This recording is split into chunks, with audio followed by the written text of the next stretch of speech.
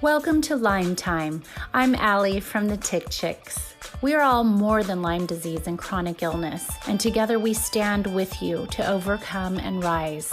I'll bring you closer to the experts in cutting-edge treatments and even a few unexpected ways of healing. I'll ask the questions you want answers to regarding Lyme disease and successful ways of getting you closer to 100%. We are in this together and will not be defined by Lyme. Today on Lyme Time, I am so excited to welcome my special guest, Dr. Sanda Moldovan. And I'm so excited because I don't know that much about Bio Dentistry, and so I have so many questions to ask her. We're going to jump right in. But before we do, I want to tell you a little bit about her. Dr. Sanda Moldovan is an award-winning, board-certified periodontist and licensed nutritionist who believes that a gorgeous smile emanates from the inside out. Her philosophy is that good nutrition, natural supplements, and at-home dental care play a pivotal role in chronic disease prevention. As a graduate of Ohio State University School of Dentistry, with postgraduate training from the University of California, Los Angeles, she received her master's degree in oral biology. She's a member of the Institute of Functional Medicine, American College of Nutrition, Academy of Anti-Aging Medicine, and is a diplomate of the American Academy of Periodontology. Dr. Sanda stays on top of the latest research and technology in her fields of expertise, particularly microbiology and nutritional science to support healing. She serves on the advisory boards of Noble Biocare, the nation's leading implant company, and BioLase, the global leader in laser dentistry. She is a widely sought-after, internationally acclaimed speaker for her integration of nutrition and dentistry, and as an expert in oral health. Dr. Sanda Moldovan is the author of Heal Up: 7 Ways to Faster Healing and Optimum Health, an all-in-one resource for how to prevent diseases and stave off the aging process by incorporating natural solutions. She makes regular television appearances on the syndicated daytime show The Doctors, Fox, and NBC networks. She is a frequently quoted health and anti-aging expert in magazines all over the globe. Dr. Sanda is the founder of Orsana, an all-natural oral health and wellness brand, understanding the connection between the mouth and the overall health of the body. Through Orsana, Dr. Sanda has formulated vegan chewable probiotics with scientifically studied bacteria strains, a 100% biodegradable bamboo toothbrush, and Dr. Sanda has designed the Orsana Water Jet Flosser. While healing her patients' oral health issues, Dr. Sanda encourages head-to-toe nourishment for enhancing overall wellness.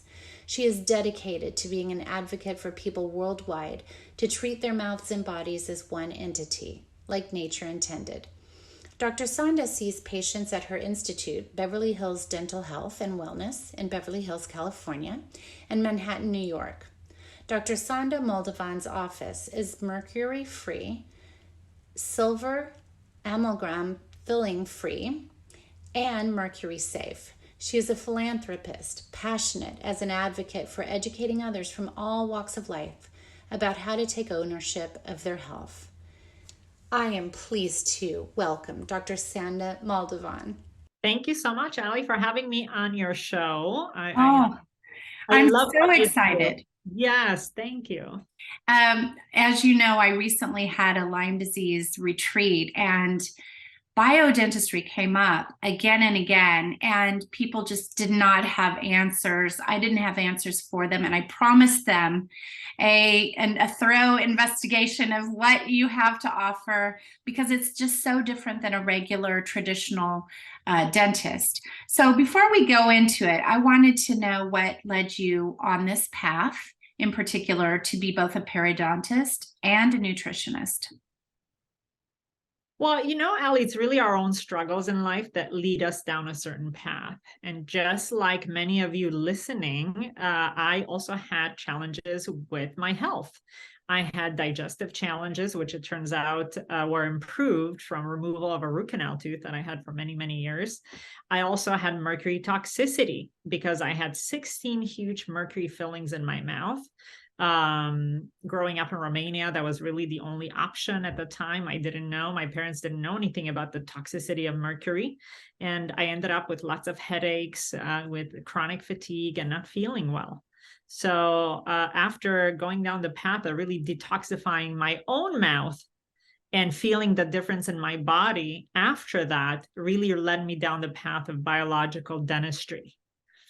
And how old were you when you kind of started putting two and two together and getting these things removed? How long had they been in your body? Years. So, I left Romania when I was 14 years old, and that's when all of the fillings were placed between 12 and 14. And it wasn't until after I finished dental school, I actually had my mercury fillings removed unsafely because I didn't know any better then. Mm-hmm. And that led to even more mercury toxicity. So it was really in 2006, 2009 that I really started to look into, okay, well, how can I get healthier? Why my patients are healing? Some are healing better, some are not. And I started going to conferences on functional medicine. And functional medicine doctors were talking about cavitations. I'm like, how come I didn't learn about cavitations in dental school? Nobody mentioned anything about it. And I went to Switzerland after that, and one of the more well-known clinics there. And I looked into what the Europeans are doing, because they're far more advanced than we are when it comes to biological dentistry. And that's where I really learned, about 8 to 10 years ago. And as I treated cavitations in my patients, I saw that they were reporting much more energy, much more clarity when it comes to like brain health. A lot of them were coming in with brain fog, and after treating cavitations and removing root canal teeth, that brain fog would lift. So it really, from looking at what and learning from people that are much better trained than I was able to incorporate these kind of techniques in my practice today. Okay, so I want to go back to something you mentioned, which was the improper removal of mercury cavities, fillings, I should say. So what's the difference because some people out there might be freaking out going, did I actually have them removed properly? What's the difference between an improper way and the proper way? Great question. So mercury fillings are really those silver fillings that, if you open your mouth and you see, they're basically dark gray, sometimes black if they're corroded, or silver. Well, the silver fillings are 50% mercury. And what happens is this mercury actually comes off anytime we create heat or we drill into it. So when a dentist just goes and cuts into a mercury filling, there's a vapor that comes off. It's about 2,000% higher than the EPA allows to be in the atmosphere. Oh my goodness. Can't really be inhaling this mercury gas, which is, by the way, odorless. So you can't even tell that it's there. Once it goes in our body, it attaches to the fatty tissue or the brain. And then it's very difficult to remove. We need chelation to get rid of it. So in biological dentistry, we're governed by IAOMT as one of the associations. And on IAOMT.org, you can actually find the whole detailed technique and how we remove this. But essentially, we protect you as a patient. We protect the assistant and the doctor by wearing actually gas masks and making sure that you're not going to swallow any of these particles. Nobody's going to be inhaling anything. And then we also support your body with usually oral chelation, like an oral supplement made out of like a chlorophyll type, or like parsley, things that bind to mercury to help you eliminate it, even if some particles were ingested. So by using this special technique, we call it safe removal, because you as a patient don't inhale any of the mercury vapors to then become toxic. So it really protects you from that. Fascinating. I had no idea. And then let's talk about the root canal. This is not uncommon for people to have root canals, and yet they're so scary for some people because they're oftentimes you'll have something brewing in your mouth and you have no idea. Like you said, it can go on for years because there's no visible signs of what's going on in your mouth. So what would you do to somebody that had a root canal tooth that was causing some problems? I recommend all of you listening to definitely find somebody who could check your root canal teeth in 3 dimensions. So we have 2 kinds of x-rays in the dental office today. 2-dimensional x-rays, the little ones that you're probably used to for cavity check. Those only really show about 50% of the problems. But a 3D cone beam CT scan is more common today for us to check the tooth in 3 dimensions for the health of it. And it really shows us most of the problem. I would say 99% of them. We still can't exactly see cracks, but we can definitely see bacterial invasion in the root canal tooth. Because what is a root canal tooth? You go, you're in pain. The doctor said you need a root canal. What we're actually doing is killing the tooth, or the tooth may be already dead. So teeth are organs. When they're dead, they cannot protect themselves. So the 600 different species of bacteria in the mouth, oh, there's a dead tooth. It would be a perfect home for me to live in because there's no immune cells there. There's nothing that can get me. So they crawl inside the tooth. For that reason, the root canal teeth, they can start to become black. They can start to get darker because they're getting infested with bacteria slowly. And all the studies show this, actually, that even in the endodontic studies, or the study of root canals, that a root canal tooth has 50 times more bacteria in it than a tooth that's alive. So would you know then if the tooth was going gray or black, or are some still white?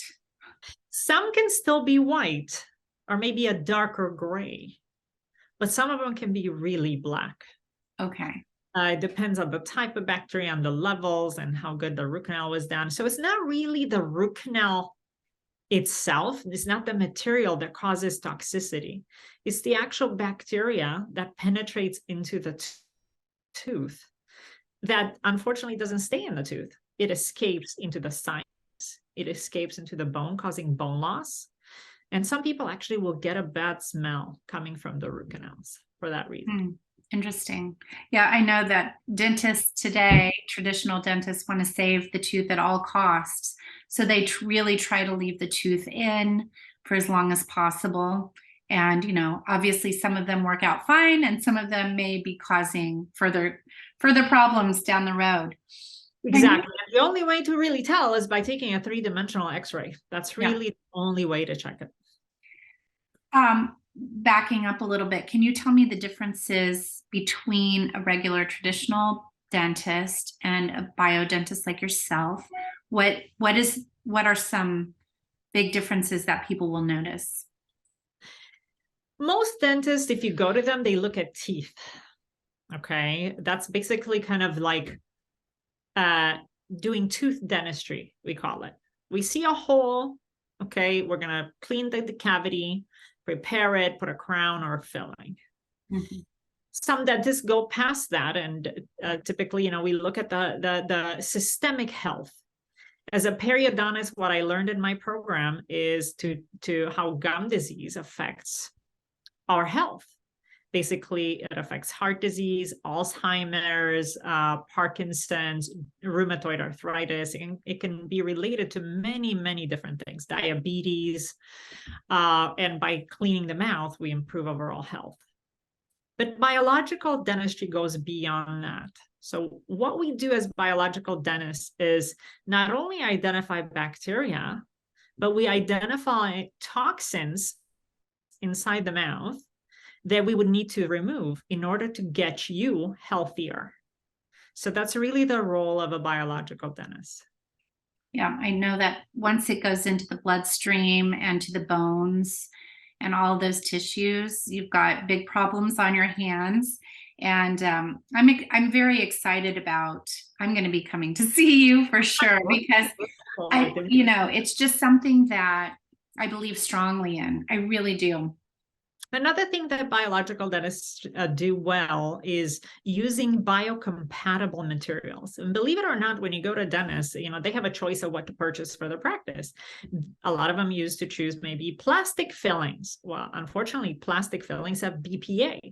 In biological dentistry, you choose healthier fillings, the ones that are filled with ceramic particles that don't have BPA. BPA was linked to cancer. So for that reason, we don't use it. We don't call that biocompatible. So we do things that have the least amount of toxins and they don't have an effect on the human body. Amazing.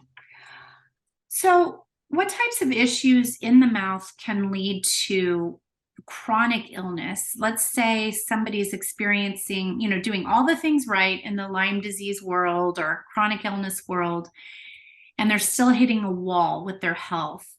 How would that look? How would that be manifested in symptoms?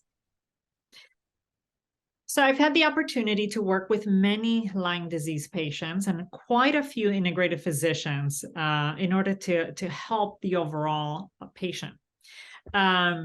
One of the things that's important in any diseases, and especially Lyme disease, is to build a strong immune system that can help support, cleaning up the Lyme organism. So we start with the mouth because we can carry these silent infections in the mouth that you don't know you have, such as bad root canals and cavitations. And if I clean these out, I create a better environment in the body. So I take off the burden of the immune system so it can focus its attention elsewhere. Mm-hmm. Mm-hmm. So cavitations is something that's very common. Whenever I hear somebody having Lyme disease, one of the first things I think is, okay, does this person have cavitations? And can you tell us a little bit about what a cavitation is? A cavitation is very much like a cavity in the tooth, but it's actually a cavity in the bone. So cavities or cavitations are caused by bacteria. And typically in areas where wisdom teeth were removed or other teeth were removed. During the healing process or during the procedure of removing the tooth, bacteria and other parasites, viruses, microorganisms can get stuck inside the bone, and they don't need air to survive.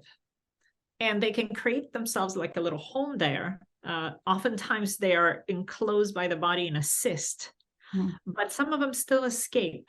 So that kind of chronic inflammation in the body, which is what cavitations result in, can really burden the immune system.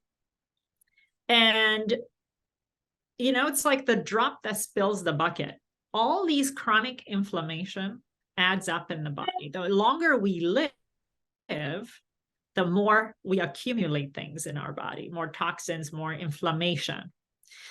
And then one day, we come down with severe chronic fatigue, and then we find out we have Lyme disease, even though Lyme could have been there all along. So it's really, the whole point of identifying cavitations or things that burden your immune system, we have to remove those in order to kind of restore health. And the cavitations, once again, are found from the cone beam scans. That's exactly right. That's the best way for me to diagnose it. Okay. Is to take a look inside the jawbone virtually on a computer and identify, basically, they look like black holes in the bone where teeth used to be that have not healed.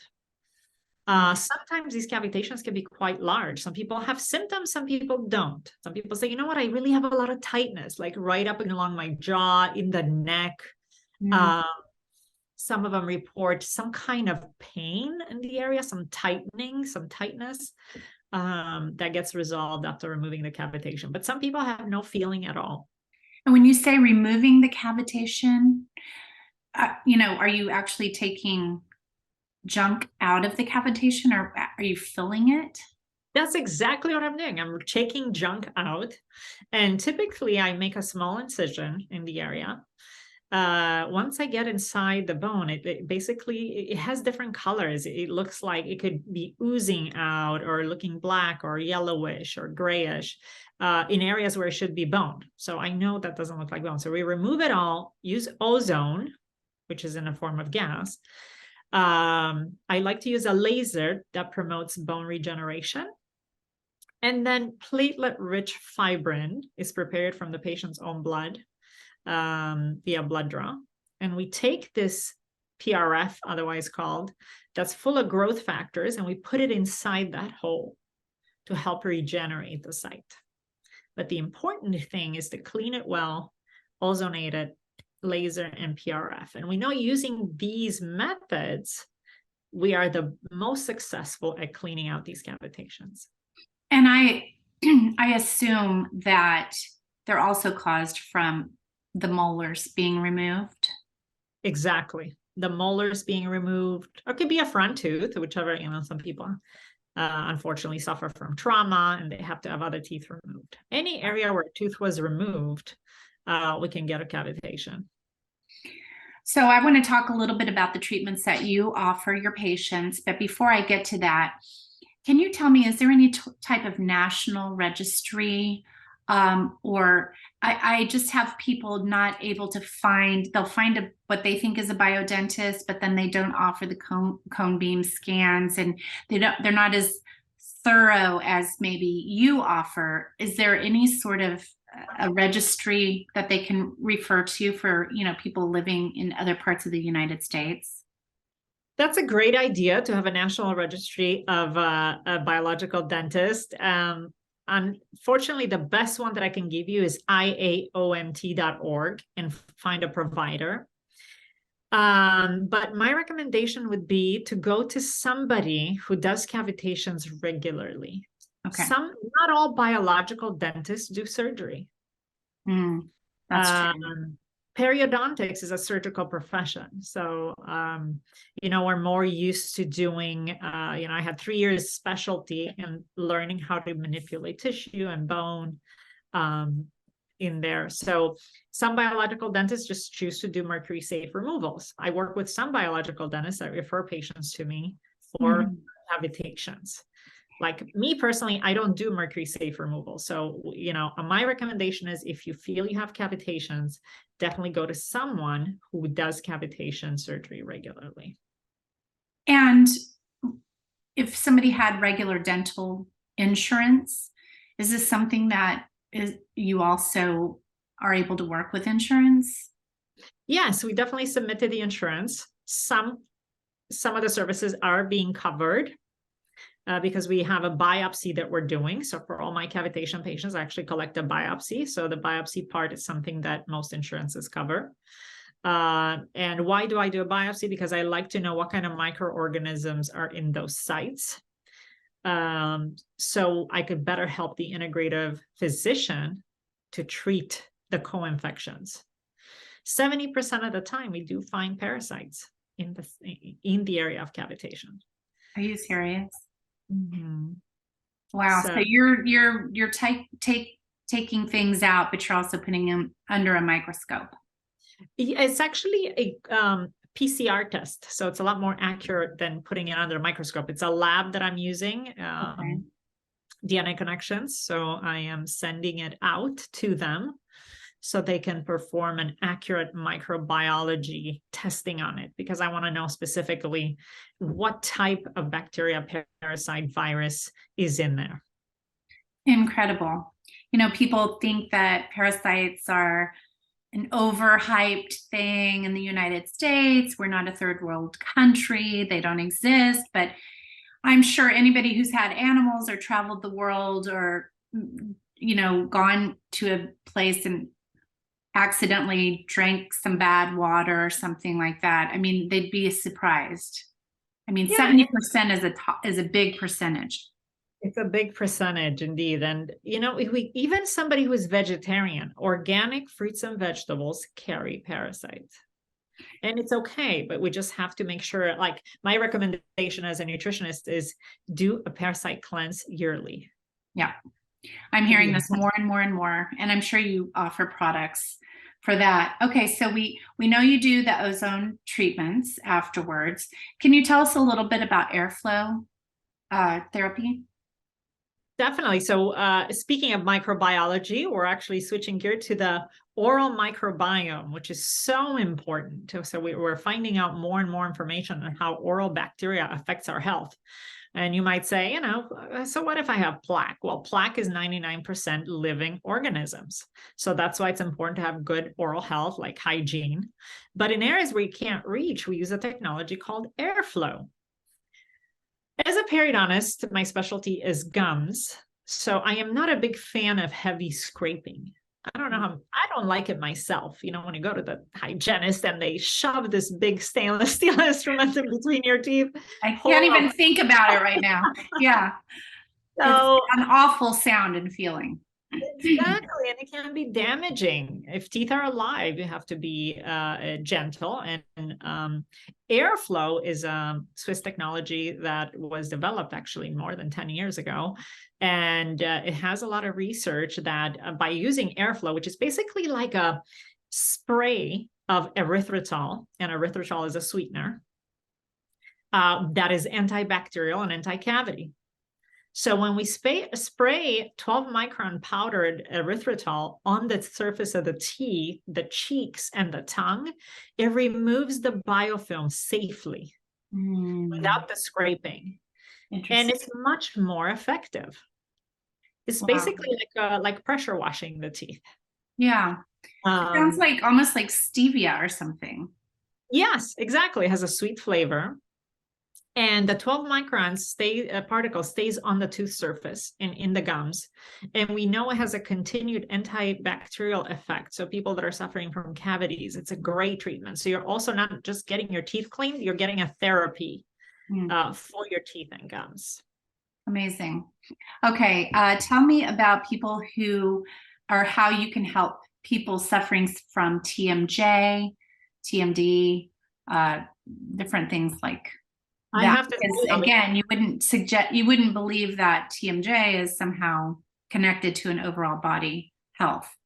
Yes. And actually just this morning at our practice in Beverly Hills, so we just saw somebody with TMJ. It's a common thing that I treat nowadays, especially in the times we're living in today. The last couple of years have been tough for a lot of people, a lot of stress. And we manifest stress. Everybody in different ways, but it comes out in our teeth oftentimes and in the shoulders, the tightness and all that. And when we clench and grind our teeth at night, we can put 5 times more force on our teeth than when we chew. And that can lead to a fractured tooth.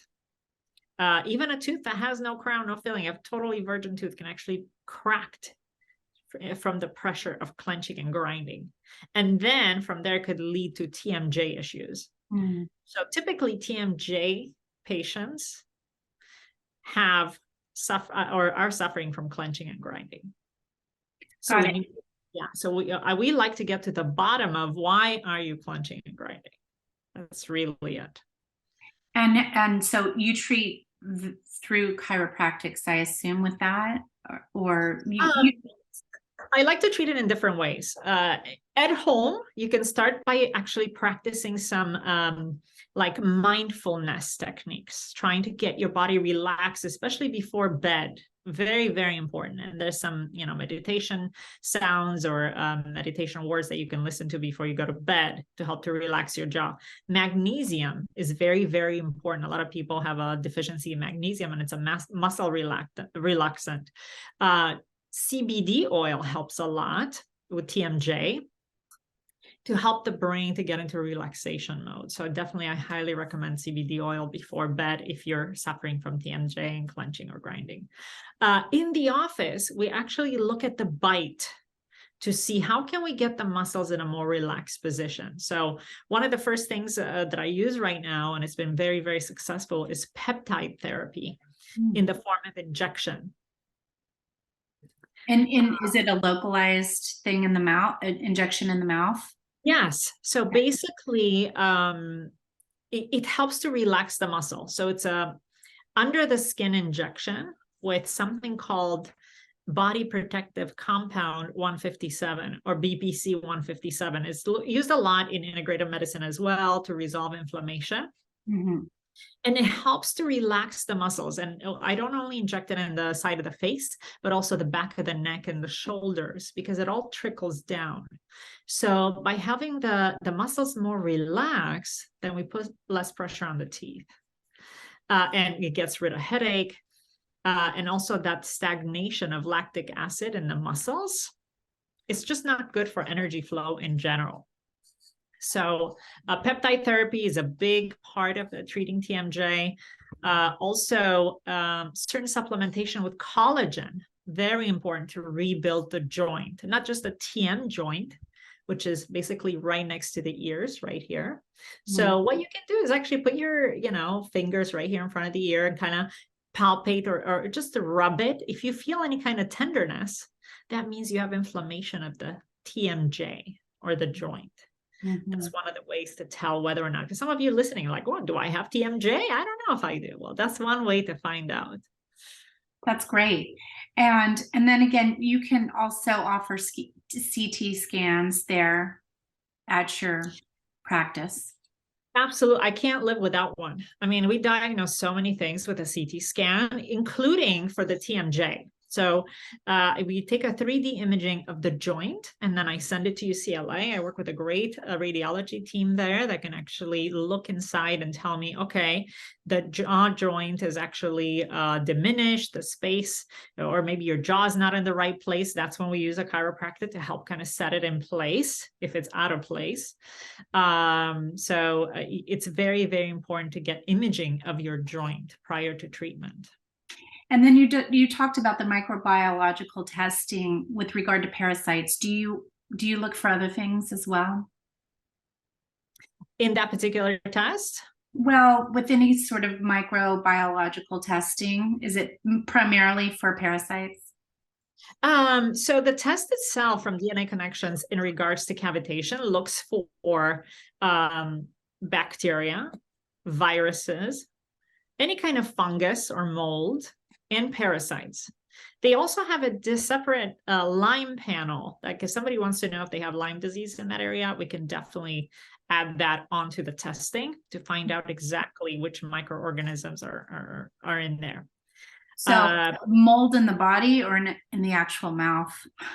In the actual cavitation site, but most likely, with mold, and it's more rare to find it, but I have seen mold in these cavitation sites, especially people that have been exposed to heavy mold in their life. Interesting. And what about heavy metals? Heavy metal can you look for that as well? We haven't tested heavy metals in the cavitation sites. Typically, heavy metal testing is best done as a challenge test. Like I know for myself, my integrative doctor recommended a urine challenge test where you actually do a chelation solution in the IV. And then we collect urine for about 6 hours. And then we take a little sample, send it to the lab, and any kind of heavy metals get tested that way to see which levels are higher. There's also all kinds of other like hair tests, or you can cut a little piece of hair and look at it that way. But I think the urine challenge test is the most accurate when it comes to heavy metals. So if somebody did a heavy metal test and it came back high in mercury, would that be either diet or possible cavity fillings? I mean, would that be an accurate way to test as well? Yeah, so we can distinguish between organic and inorganic mercury. We can do that. Quicksilver Diagnostics, they have a good lab test that distinguishes between mercury in fish and mercury in fillings, let's say. So if you eat a lot of fish, eating a lot of everything is not good. So definitely if you eat a lot of tuna, for example, definitely I would expect that person to have higher levels of mercury. The other factor that we look at in mercury toxicity is how well you detoxify. Everybody's different. So there's a certain enzyme called MTHFR, which is, you might know about it already. A lot of you out there who are doing the detoxification know it's good to test for your genetic makeup of this particular enzyme. You want to know if you have a mutated version of it. Personally, I actually have a mutation that only allows me to detoxify 60% of a normal person. But, and that's about 40% of the population that has this mutation. But somebody who has a double mutation in this detoxification enzyme can be a very poor detoxifier. So you're only detoxifying at 20%. So you have to be extra careful about the toxins that you are taking in your body and maybe doing a detoxification more often. So we're looking more and more at the genetic makeup of a patient to know how to better treat you. Oh, I love that. I love that. I imagine once somebody comes to see you, they will never go back to a traditional dentist ever again. Before we get to where to find you and what you offer, I want to mention that Dr. Sanda has been so nice in offering our listeners a discount. Can you tell us a bit about that? Definitely, for every one of you who are listening to Tick Chicks, we're happy to offer you 20% off probiotic mints, which help with the health of your mouth, decrease inflammation, decrease cavities, at orasana.com. And we will definitely post the code underneath your podcast. So that's so wonderful. I appreciate that so much. And I think we are busy right now getting some links up on the website, because you're now, part of our team. We will refer to all of our dental hygiene questions to you, because it's just that missing link for so many people. And so I'm so excited about the discounts and the links and all of that. Tell everyone where to find you. I know you mentioned your website. Is that the best place?